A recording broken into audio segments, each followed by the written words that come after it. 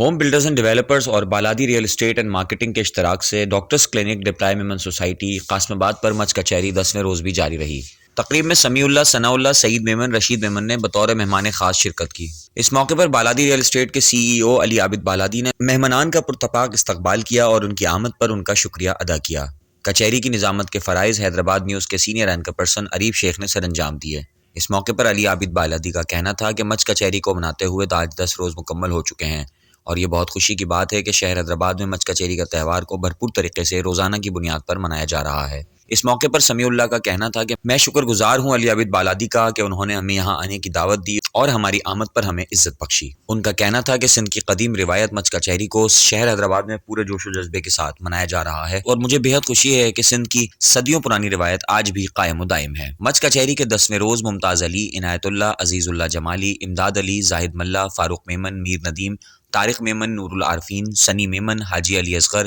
عدنان شاہ، عامر میمن، عمیر علی، جنید بھٹو، عبد الوحید، شاہ نواز جتوئی، محمد وسیم، فتح مغل، شوکت گاہو، علی بلوچ، رئیس علی حسن جمالی، محمد صدیق سومرو، محمد افتخار، شعیب سومرو، رشید شیخ و دیگر بھی موجود تھے۔